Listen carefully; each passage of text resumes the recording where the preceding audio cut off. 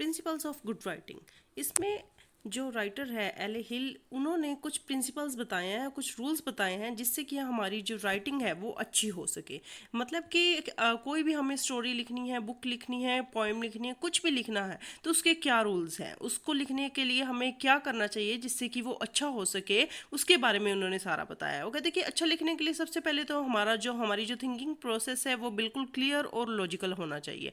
ऐसे नहीं कि हम कुछ भी उठ पटांग कुछ भी लिख दें और वो जो है मान्य हो जाएगा। देखिए, अब अगर हम ये सोचें कि मैं एक फ्री पर्सन हूँ और मैं फ्री हूँ तो इसका मतलब कि मैं कुछ भी कर सकता हूँ, कैसे भी कर सकता हूँ, कहाँ भी जा सकता हूँ, किसी को भी मार सकता हूँ, तो ऐसा नहीं है। देखिए, अगर हम फ्री हैं तो वो अपने लिए है, लेकिन अगर हमें कुछ करना है तो वो हमें लिमिटेशंस में रहकर लीगली जो है सब कुछ सोच समझ के ही करना होगा। ऐसा नहीं है कि हम फ्री हैं तो इसका मतलब हम किसी का मर्डर ही कर दे, ऐसा बिल्कुल भी नहीं है। इसी तरह से वो कह रहे हैं कि अगर हमें जब लिखना है तो हमें सब कुछ क्लियरली लॉजिकली सोच समझ के लिखना चाहिए। ऐसा नहीं है कि हमें फ्रीडम है लिखने की तो मतलब हम कोई भी कहीं से भी कोई वर्ड उठाकर, कोई लाइन उठाकर, कुछ भी कहीं भी उठाकर लिख देंगे तो वो मान्य हो जाएगा और वो हमारी जो बुक है वो चल पड़ेगी, ऐसा नहीं होगा। तो ये हमें सोच समझ के लिखना चाहिए। इसके अलावा वो कहते हैं कि हमें हमेशा अपने साथ एक नोटबुक रखनी चाहिए। ऐसा होता है कि हम कई बार कुछ सिचुएशन देखते हैं, कुछ हैपनिंग्स होते हुए देखते हैं, कोई जगह पर जाते हैं, कुछ भी हमें कुछ दिखता है जो हमारे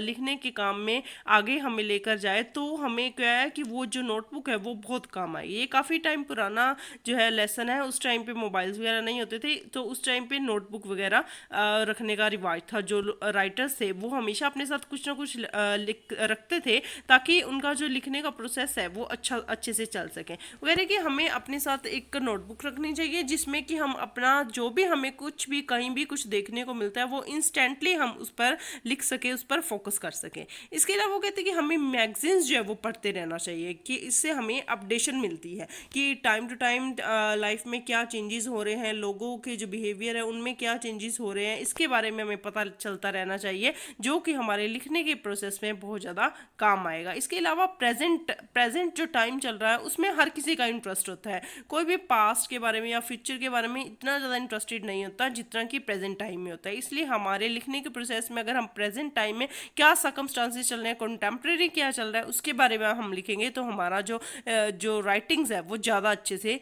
चलेंगी।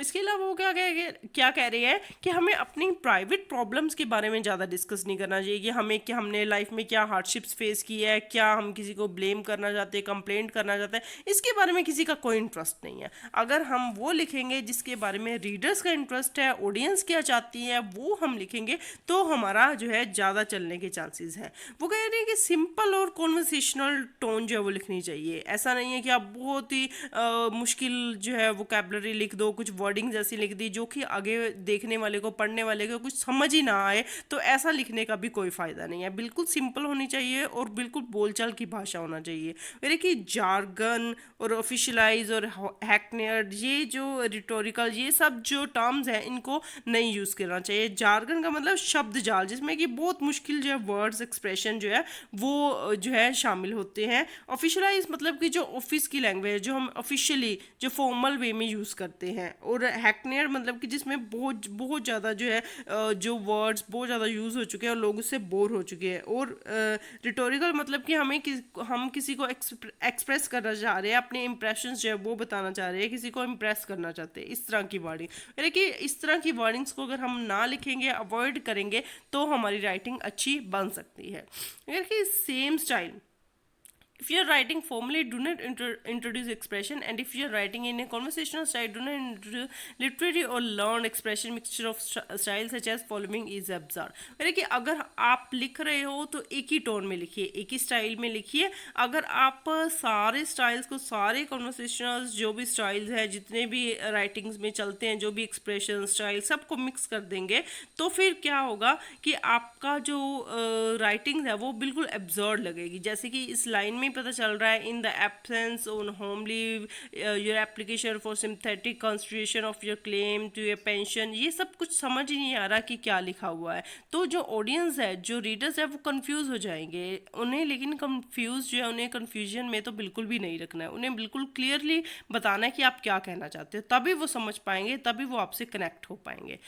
आई while you are writing you can not think of the right word at once, it's good idea to put in another to leave a blank और as no to interrupt your flow of thought, then when you have finished your and find exactly the right word for what you are trying to say। देखिए अगर आपको कुछ समझ नहीं आ रहा कि वहाँ पर क्या लिखना है, तो थोड़ा सा ब्लैंक छोड़ देने में भी कोई हर्ज नहीं है। ऐसा ना हो कुछ आप ऐसा लिख दें कि जो किसी को समझ ही ना आए, कोई वर्ड कोई लाइन किसी को समझ ही ना आए, उसके बजाय ब्लैंक छोड़ देना और उसका वेट करना समझ आने तक, तो वो ज़्यादा अच्छा रहेगा। तो इस तरह से उन्होंने काफ़ी टिप्स, काफ़ी एक्सप्रेशंस, काफ़ी प्रिंसिपल्स बताए हैं जिससे कि हमारी जो राइटिंग है वो अच्छी हो सकती है। सो फ्रेंड्स, मैं इसी तरह से सारी जो इंग्लिश सिलेबस है उसके रिगार्डिंग वीडियोस लेकर आती हूँ। अगर आपको मेरा ये चैनल पसंद आया हो तो प्लीज़ इसे लाइक, शेयर और सब्सक्राइब जरूर करें और अपने फ्रेंड्स के साथ शेयर जरूर करें। Thank you so much.